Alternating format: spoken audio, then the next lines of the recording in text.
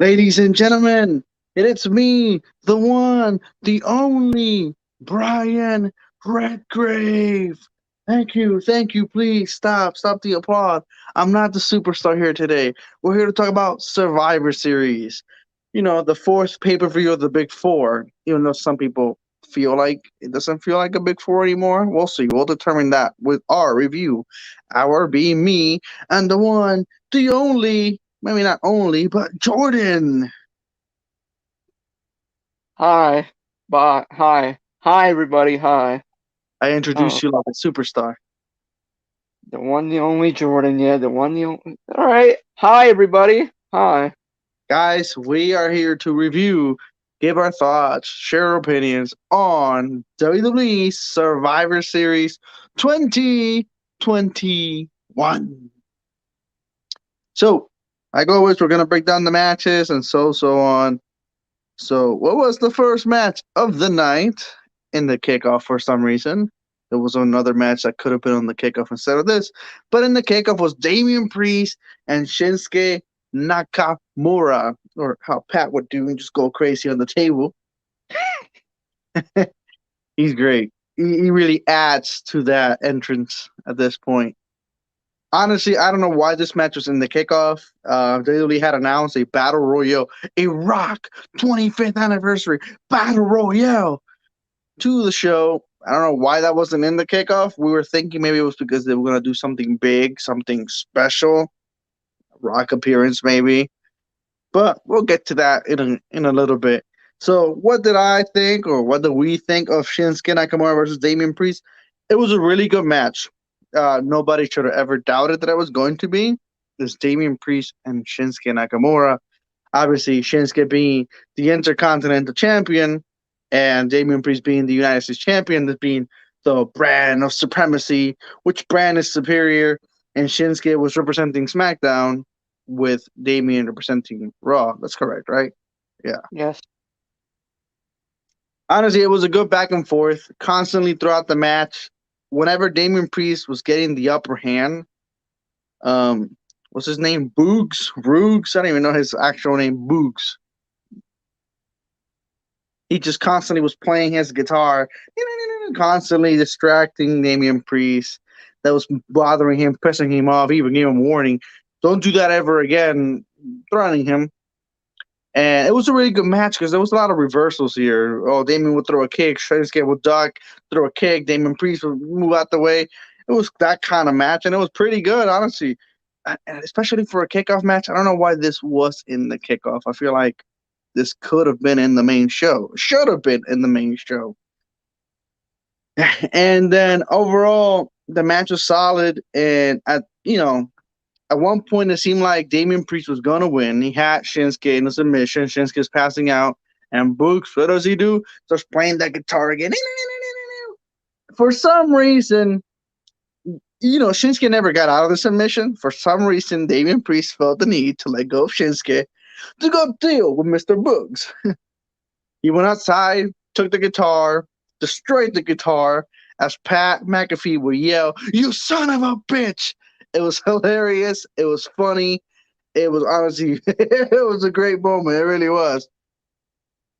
And then he would hit Boost with the guitar, and Shinsuke will come out, hit Damian Priest like 2 times, and then eventually Priest will hit Shinsuke with the broken guitar. See, and that's the problem. The match was good, but it caused disqualification.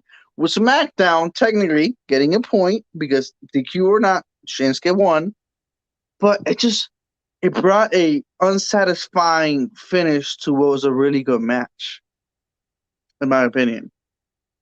I feel like there was no need for this. Either men could have won. To be honest, I wouldn't even be able to decide because I like both of them so much. I wouldn't even care who won. And it's just disappointing to see such a good, solid match just come to an end like that. The crowd booed Damian Priest as he walked away. Um, uh, Pat McAfee said, "What do you do? Temper tantrums on Raw? Is Raw full of temper tantrums?" Which was quite hilarious as Damian Priest just walked away.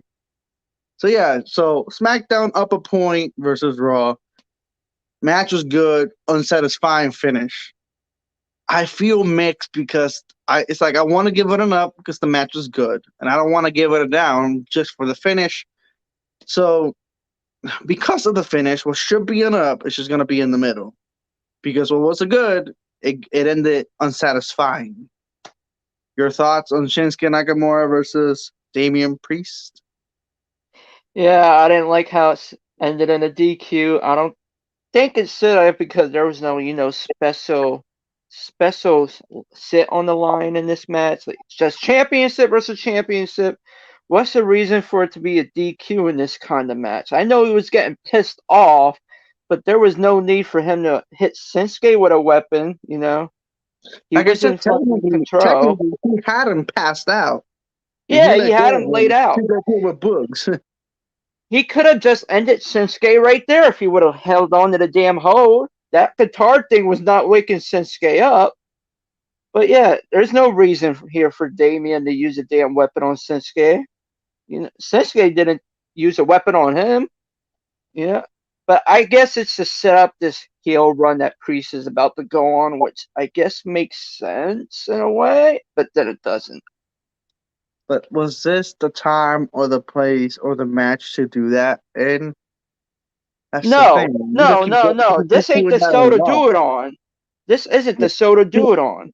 The show Survivor Series is built around brand supremacy, beating You're the other supposed, brand. yeah, And another yeah, way, in a way, Damien Priest said, "Here, you can have the victory. Point for SmackDown." yeah. He didn't give a shit. He didn't, yeah, he didn't hear shit. So He was, yeah, it's just I was like, okay. I mean, that's zero logic. So, but yeah, it was okay. so where are Okay you in the match. The okay signal, which I guess would be right there. Yeah, in the middle? like Yeah. yeah. Next up, we had Becky Lynch versus Charlotte, with Becky representing Raw and Charlotte representing SmackDown. And this might have been the only match where I was actually cheering and wanting Team Raw, a member of Team Raw to win. For anybody knows, I can't stand Charlotte. And to be quite honest with you, there's been a lot going on the internet that these two ladies aren't friends anymore in real life. They can't stand each other, and they have real problems with each other. And with that being the question, it kind of transferred very well into the match because the match, it didn't feel like a wrestling match. It felt like a fight. It had like a fight feel. As soon as it started, these women are just going in there, pop, pop, pop, pop, just hitting each other as hard as they can, as best as they can, and the match was just fast paced, fast paced, fast paced. The match never ever slowed down, it was great. It was honestly great, and I feel like the real life heat that they have created a really good match. At times, Becky went for the figure four, Charlotte went for the disarm bar. It was just back and forth. It was a really good match, which, like I said, I was going for Becky, and I was wondering and thinking that this would end with a DQ finish or a double count out or something. Because if they have real problems, maybe one doesn't want to do the job for the other. You know what I'm saying? Surprisingly, no. This had an actual winner, being Becky Lynch. Charlotte was going for like a roll up. She grabbed the rope. Referee saw it. As she let go of the rope, Becky rolled it up. Becky grabbed the rope. Referee didn't see it. Becky wins. Charlotte kind of laughed it off, like, "Ha, seriously? Like, I got played." And finish aside, maybe that was done because maybe Charlotte didn't want to lose clean. Possibly, maybe. But regardless, Becky won. She pinned Charlotte. The right move, the right call, the right decision, and a damn good match. And I personally, I love this match. And I wouldn't personally give this match an up. I would just give it heavy metal horns because I loved it. I honestly loved the match and thought when it came to one-on-one competition in the night was the best match of the night. Yeah, it felt like a real fight, a fight field in this damn match. Like, watching something from like UFC, but it's not UFC. they both hated each other in real life, and they brought that real life heat into this match, kinda. But it was I loved the match. The match was awesome. Becky did good. Charlotte, I don't care for Charlotte. She did okay. Who does?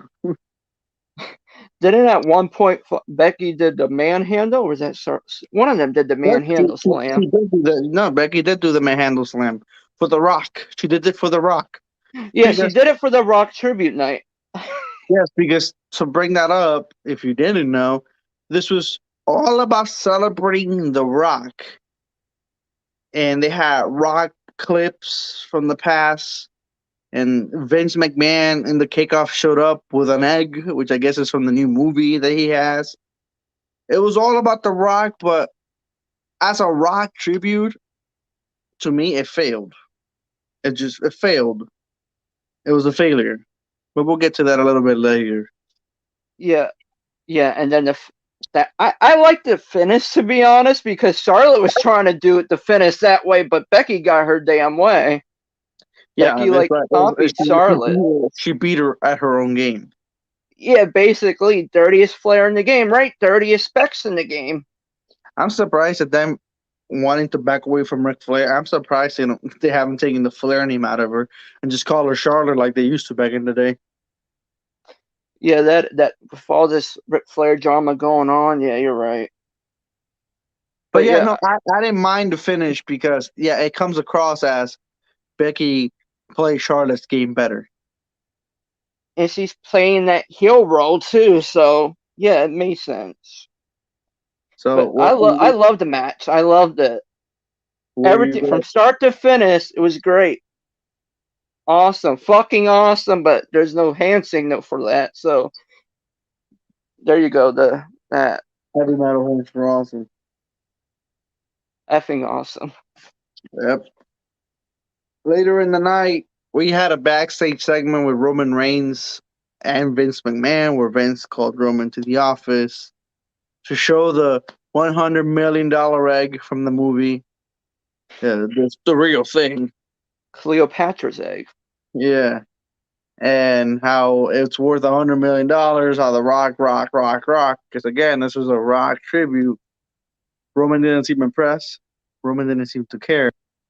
And he made a comment of, yeah, 100 million, that's what my next contract's gonna be. So, and then we moved away from that. So next up was the Men's Survivor Series matchup. The 5 from SmackDown, 5 from Raw. Representing Raw was Bobby Lashley, Austin Theory, Kevin Owens, Seth Rollins, and Finn Balor versus Team SmackDown, being represented by Jeff Hardy, Drew McIntyre, Sheamus, Happy Corbin, and King Xavier. Now I'm gonna run through how the process of elimination works here, just to point out that the match was really good. So, match starts immediately. Kevin Owens and Seth Rollins are arguing who's going to start the match, who's going to start the match. Eventually, it's decided Kevin Owens will start the match. As soon as it starts, bell rings, Kevin leaves the ring and walks out. Count of 10. Count up. Kevin Owens is eliminated. And just to keep track, at this point, Raw and SmackDown 1-1. So, Kevin Owens walks out, is eliminated. Balor eliminates Corbin.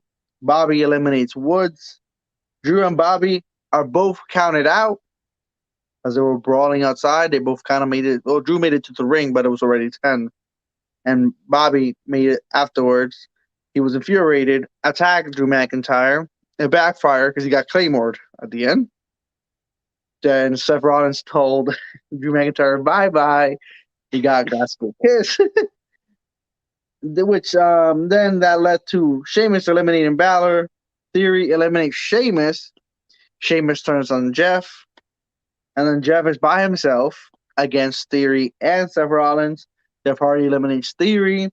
And then Jeff does the twist of fate on Seth Rollins, to which I thought, man, Jeff is going to take it. And then he decided to climb the turnbuckle. And I'm like, this cannot be good. He goes for the twist of fate. Oh, sorry, Swanton Bomb. Knees up by Rollins. Rollins curb stop. Team Raw wins. So, Couple things in the match. The match itself was great. I honestly had a blast with this match. It was a long match, like 30 minutes or so, maybe a little longer. But the match was great. Bobby was a monster in the match, portrayed as a monster. Austin Theory impressed. I honestly thought he was just gonna be in and out of here. He honestly impressed. He was the final two of Raw. Before Rollins was the last sole survivor. Austin was, the guy before. Jeff Hardy stole the show in this match to the point where the crowd, which was behind him really, really hard, so was I. I'm like, wait a minute, Jeff, is he going to do this? I got excited. I was beyond, like, is Jeff going to pull this victory? And to say that even though he lost the same way he lost a couple months ago in the Extreme Rules match, he had the triple threat. Even though he's losing, he's being better used than when he was chasing the 24/7 championship. I feel like this is a much better use of Jeff Hardy than that. Happy Corbin didn't really do anything in the match of importance. He was kind of eliminated pretty early. The one thing I liked about this match in particular, compared to the women's and in general these types of matches, is that there wasn't any, besides Kevin Owens walking out, there wasn't any stupid eliminations. And what I mean by that is sometimes when you watch these matches, you have wrestlers getting eliminated by things that are not finishers. And you have people eliminated with just fast roll-ups. And you didn't have any of that. And sometimes you don't have teammates, like you're getting pinned and they're all watching you get 1, 2, 3 instead of going in to break the pin. At one point, Bobby Lashley was saving and Sheamus was like, anybody goes for saving the pin, and I like that. And make the match feel important. Sheamus and Jeff Hardy were a really good team until Sheamus got eliminated. Then he turned on Jeff, which also makes no sense. This is brand supremacy, right? So if he wins, you win. But I guess, again, logic went out the window there. And then because Team Raw wins, what did Kevin Owens say on Twitter? Oh my God. Look out for Jordan. He just said, we won. You put me on the spot here, man. Because even though he walked out. Yeah, we won. Yeah, he said we won. Got the victory, so he's Team Raw, so he gets the victory too. We did. Honestly, I thought it was a great Survivor Series match. So I personally really, really loved it. And it doesn't just get enough. It's just also getting heavy metal horns for awesome. I loved every moment of it. Felt intense. Jeff Hardy at the end. It's just Austin Theory impressing. Sheamus with some fire. It was all fantastic. Your thoughts? Yeah, I loved the match too. Speaking of Austin Theory, he has like this gimmick going on where he takes a picture and shit. I would have loved it if he just took a picture of every elimination that happened during that match for SmackDown. Yeah, when they all made their entrances, he was going like this. And Seth Rollins got in the picture. It was quite funny. That would have been cool. But yeah, I love the match. I love the Hardy and Sheamus teaming up together. Like he said, logic in the end when he fucking turned on Jeff. It's like they don't care the brand that they're working on. None of them care, actually. I mean, if you watch the other match, that's the problem with this pay-per-view, because you have Damien Priest causing ADQ, so now they lose a point. And then Sheamus, who's to say Jeff Hardy, had he not been attacked by Sheamus, couldn't have won? Costed his team. Yeah, it made no sense. But yeah, Jeff, my God, he felt like 2008 Jeff here to me. Like, little kids, like we were little kids again, cheering on this Jeff as our John Cena, It's been so long since I got so invested that I was in my chair and I got up. When he did the twist of fate, I'm like, wait a minute, is he going to pull this? Is he going to do it? My God, come on, pin him. And then once he went for the swan time, I'm like, it's over. But our Savior won it. Yeah, our Savior pulled it off. He was the captain. He led the team. He ruled SmackDown, the brand he was literally on last year that he cost it. He ruled them this year. This is for the greater good. Yeah, listen to your Messiah. But yeah, everything about this match, it was good. I loved it. The Kevin Owens stuff, I get it because he's a heel now. People didn't believe him at first when he was a face because he attacked Biggie. I get it. I But get where he was going to, with this. to be fair, they were all pretty much heels. Austin Theory's a heel. Bobby Lashley's a heel. Seth Rollins a heel. Yeah. I guess he didn't want to be a team player tonight. Something was going on with him. Yeah, But it was what it is. So what do you give the match? Up, down, heavy metal horns, metal finger. yeah, I liked it, so I'll give it an up. I liked it. It was a Up. good elimination match. Yes. Yeah, no, I loved it. What I didn't love was what followed. The Rock 25th anniversary battle royale. Eh, This match had absolutely no logic in it. First of all, the first thing I'm gonna say is why is it called the 25th anniversary Rock's battle royale? Yes, it is the Rock's anniversary, but what about it exactly made it a Rock battle royale? Does somebody get a Rock award like they do under the Giant Trophy at WrestleMania? No. Do somebody, the winner, get to do the People's Elbow from now on? No. There was absolutely no reason as to why it was called that, just besides the fact that we're celebrating The Rock. Another poor example of how this was a poor celebration of The Rock. So the first problem I had with this battle royale was, again, the pay per view is all about brand supremacy, and we already spoke about how Sheamus turned on Jeff, and we already talked about how Damien cost Raw a point. But then anybody in this battle royal, 25 people, have a SmackDown or a Raw shirt. Okay, so I'm here under the impression where all the SmackDown guys are kind of work together, so SmackDown takes the victory no matter who wins at the end, or Raw, or make it like a team battle royale. No, you had Raw guys eliminating Raw guys and SmackDown guys eliminating SmackDown guys. It just made no sense at all. Even Sami Zayn later in by the end of it, when it was Sami Zayn, Ricochet, and Cesaro, it's like, yo, we're all in the same brand. Like, we should be working together. Look, 3 blue guys, all these red guys. And then Cesaro and Ricochet just turned on him and got him out of there. Like, he wasn't actually talking crazy. It's what I was wondering the entire time. It made little no sense. So what was the award for the winner then? If it's not a trophy of the Rock or a Rock finisher or something, it was pizza. The winner got pizza. So I guess now whenever I buy from Domino's or Pizza Hut, which was the case there, I'm celebrating The Rock now. It just made no sense. It was stupid. It was dumb. So who won this battle royale, which was quite predictable? The moment AJ Styles was eliminated, Omos. Omos not only won the damn thing, he eliminated, I believe, 12 people to win the damn thing. And then the winner, which was Omos, didn't even get to take the pizza because then the Street Profits who were in the match decided to run away with the pizza and start throwing slices to the crowd. First of all, I wouldn't even eat a slice even if I caught that. Fuck yeah, that's the first thing I'm gonna say. So yeah, it was a poor way to celebrate The Rock. Like, is The Rock supposed to watch this match? Like, man, like, they're really celebrating me. What in here was a celebration of The Rock? Nobody did a rock bottom. Nobody did a people's elbow. Nobody did anything to truly, oh my God, in honor and tribute of The Rock. Nobody did anything.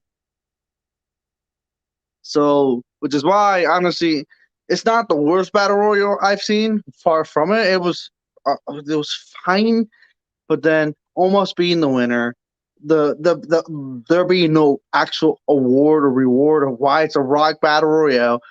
The winner getting pizza and not even getting the pizza was a big thumbs down.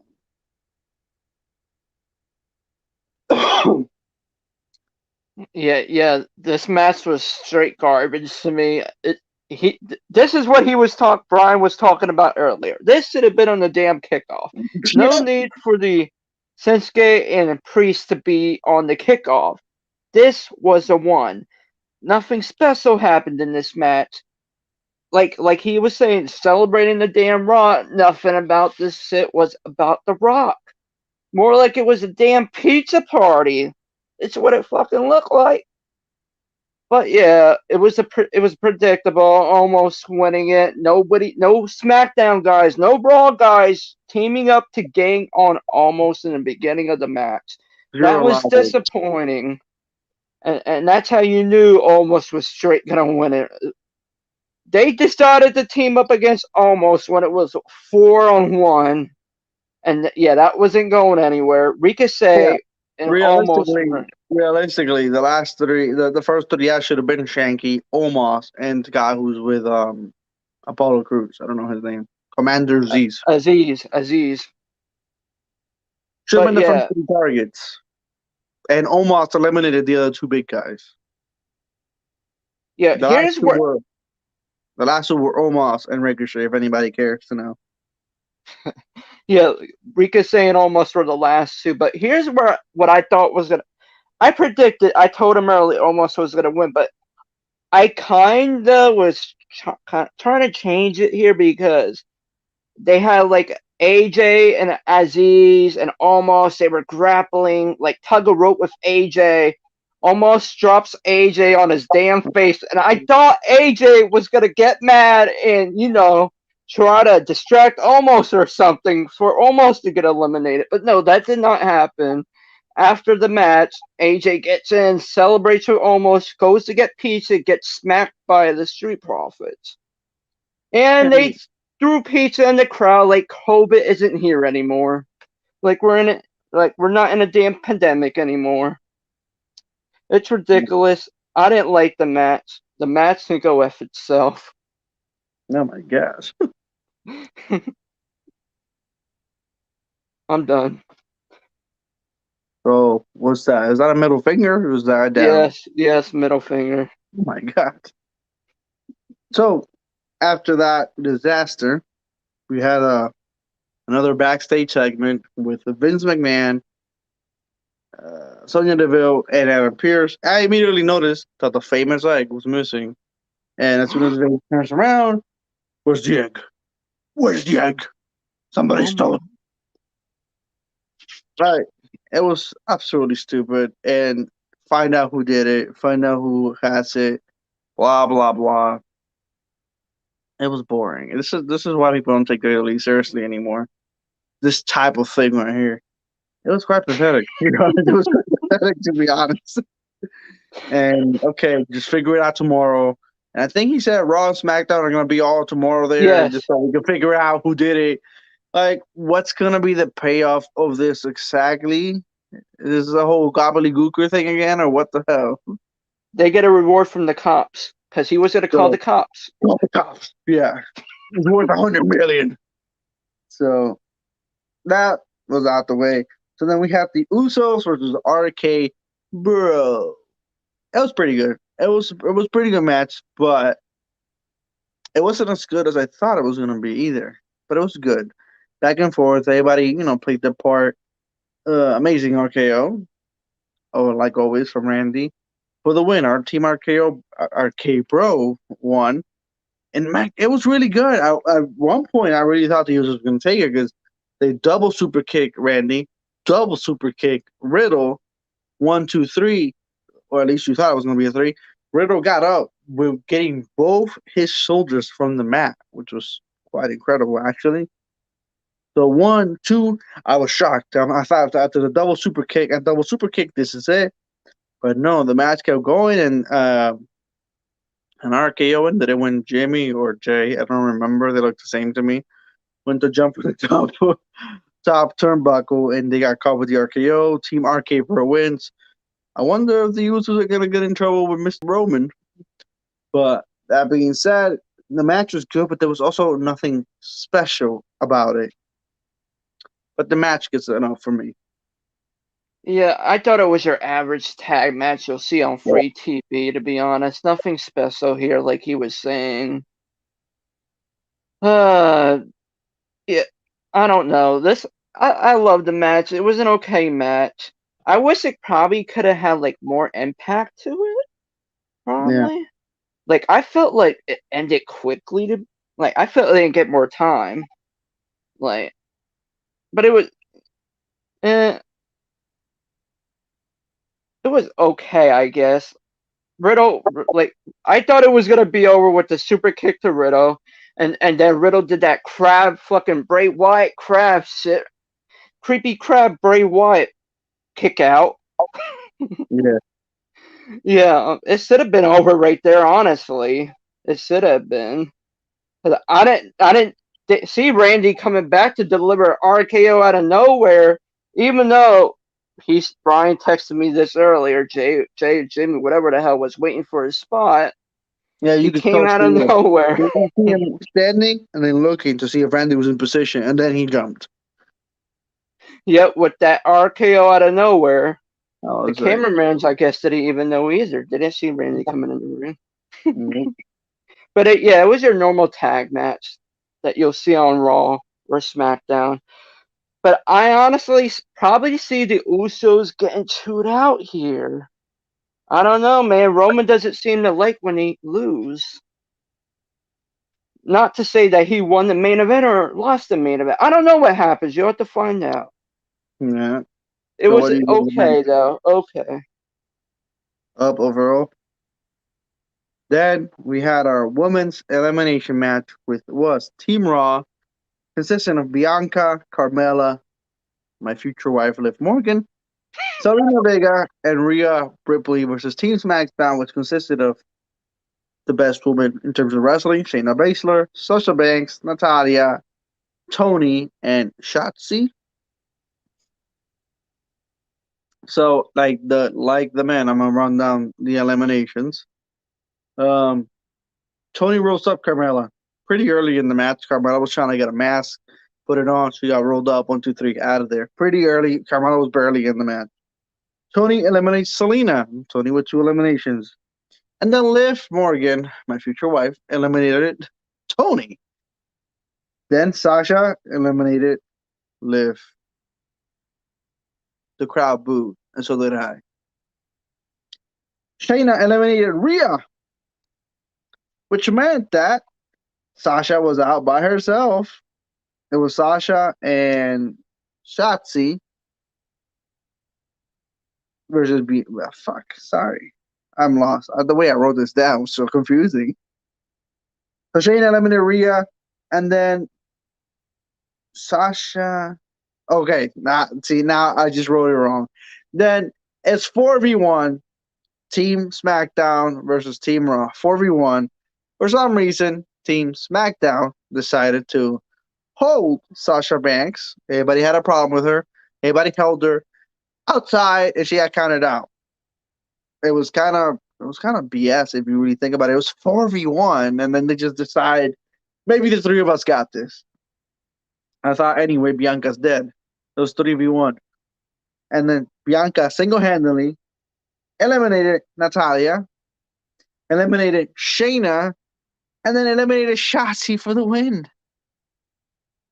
Well, so 4v1, Bianca won single-handedly. I don't like this at all. For one, if anybody in Team Raw was going to win, it should have been Liv Morgan. Why? Number one, the crowd's really behind her right now. And number two, she's your next number one contender for the Raw title. So shouldn't it make sense that she's booked to win, to look strong here? She won for Team Raw. What's next? What's her reward?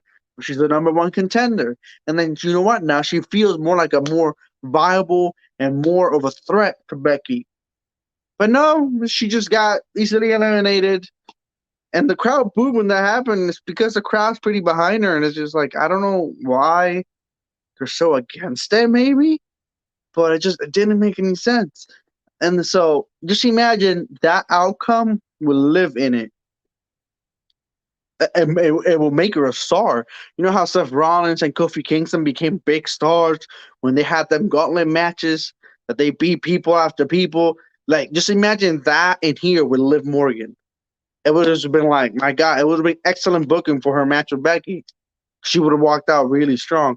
Instead, Bianca, what's she getting out of her? Because she's not a number one contender right now for the title, so what's the point? And I like Bianca. There's nothing against it. It just logically, from a booking standpoint, it just didn't make sense. And then the fact that she's, and then the team holding Sasha, okay, but then it's still 3v1, and this 3v1 includes Shayna Baszler. Do you remember when Shayna Baszler eliminated anybody at Elimination Chamber last year? And you're telling me now she can't even beat one person when you have two partners? It just, man. And then the whole match itself wasn't even as good as the men, nowhere near, or as even good as past women's Survivor Series matches. Carmella got eliminated quick. Selena was kind of just to everybody. It just, and then when I said in the men didn't have stupid eliminations, here we did. Here there were some eliminations where the team's just standing there watching people get pinned. It was lacking that logic that I was talking about earlier, which is why, while the match wasn't great, I mean, I gave the men a heaven on, but I can't even give it an up. But I'm debating here. Do I give it an okay or is there a down? Because I'm like, the match had its moments, but its entire ending was just questionable. And then yet again, another point for Raw. And then RK Bro was another team for Raw. What? So you know what? Overall, I'm just gonna. I'm like so like conflicted because I didn't hate the match either. This is also where I ordered Domino's. Watching the pizza from the previous match made me want to eat pizza, and I'm here eating my pizza like, man, I thought this will feel better right now, and it didn't. So honestly, I'm gonna give it an okay. It was no, fuck that. I'm giving it a down. Yeah. Go ahead. I mean, I missed half of the match, so I didn't even know what the hell went on. So But okay. To be fair, then we won't even take a review from we won't take a you won't review this part then if you miss half the match. To be fair, right? It's well, not fair. no, I didn't miss the damn ending. You see, that ending was fucking bullshit. They treated fucking Bianca like she was fucking John Cena, fucking eliminated what 3 people by her damn self. Like she got nothing going on for her now. She lost to fucking Becky's twice. She didn't deserve a damn win. Just because, what the hell? Yeah. What? Like, man, that shit pissed me off. She shouldn't have won this. That she's not going against a title winner. She's not going against fucking Becky or anybody. She's not a champion right now. What does she need this win for? She didn't need this shit at all. Who needed this win the most was Liv Morgan, who has to fucking face Becky after this pay-per-view. I know Bianca's your top star. I like Bianca, but Jesus Christ, don't make her out. If anything, SmackDown should have just won this match. Yes, don't make her out to be the next John Cena in the women's division, man. Don't overfeed her wins. So Raw Ah, won both Survivor Series elimination matches. And then that brings man. us to the main event. Who was the main event? Jordan? The tribal chief, the head of the table, the Roman Reigns versus. I'll let you take that one. Biggie. Yeah. WWE champion. Universal Champion versus WWE Champion. The brand supremacy. And the match was probably the most predictable of them all. Because let's be real, we all knew who was going to win this match. And that was who? Roman Reigns. Our the tribal chief. A couple of things must be said. This was a good match. but the match was kind of slow. And to those who, but they're both big men, blah, blah, blah. Drew McIntyre versus Roman wasn't this slow last year. It was kind of slow, and it never felt like the match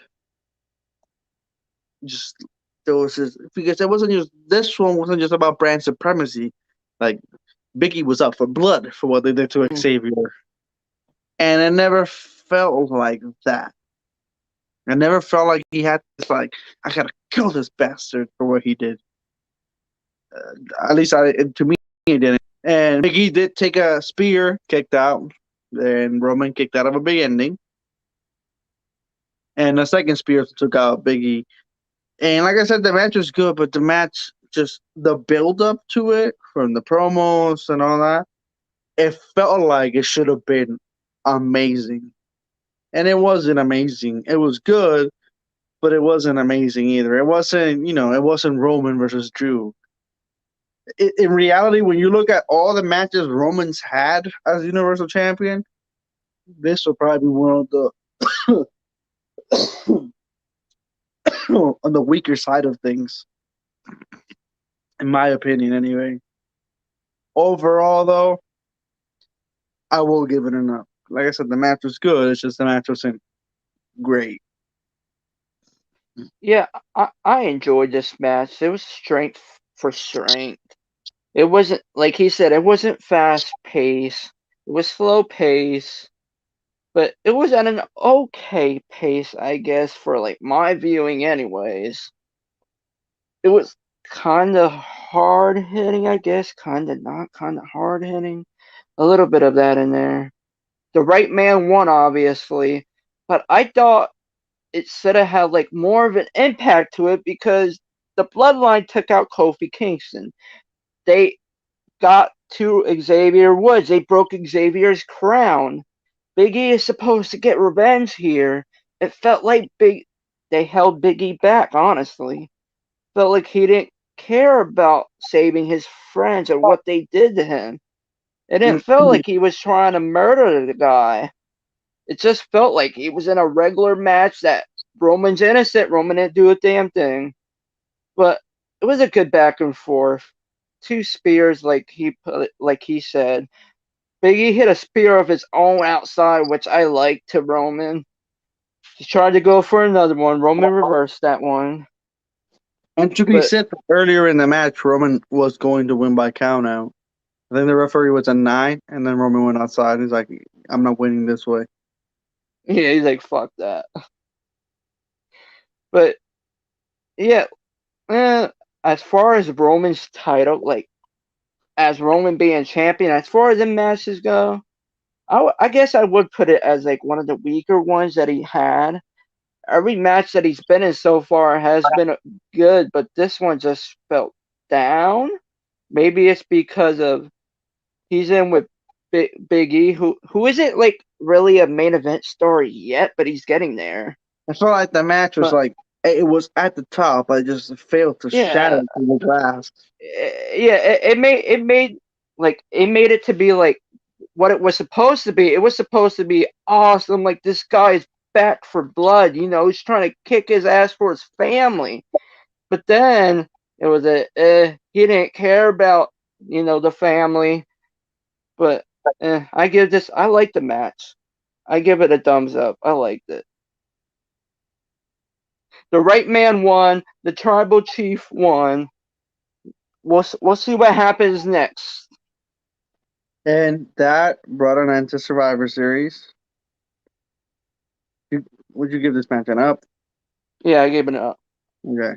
And that brought an end to Survivor Series, which meant that in the end, Raw won, beat SmackDown like every year, 5-2.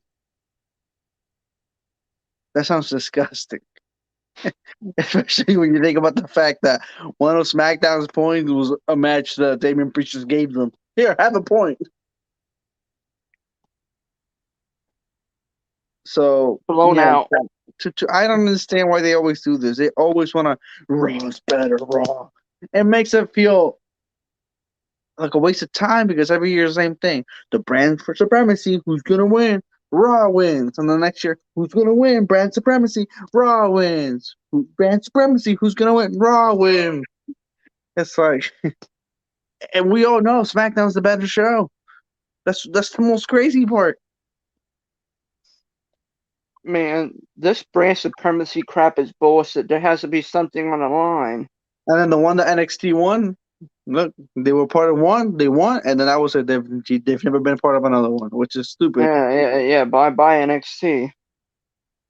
And then, so that brought us to the end, and it brought us to no Rock at all. No Rock, no great one. In the Rock tribute show.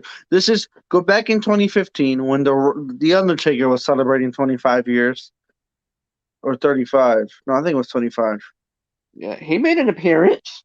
He made an appearance. He had a match, not just an appearance. He teamed up with Kane to take on the Wyatts. And The Rock, I know The Rock's a busy man, but what's even the point of doing a tribute pay-per-view to The Rock if you're not gonna have The Rock? What makes this a tribute? Just the fact that you play clips throughout, and The Rock Battle Royale, which has nothing to do with anything Rock related. It was a giant waste of time.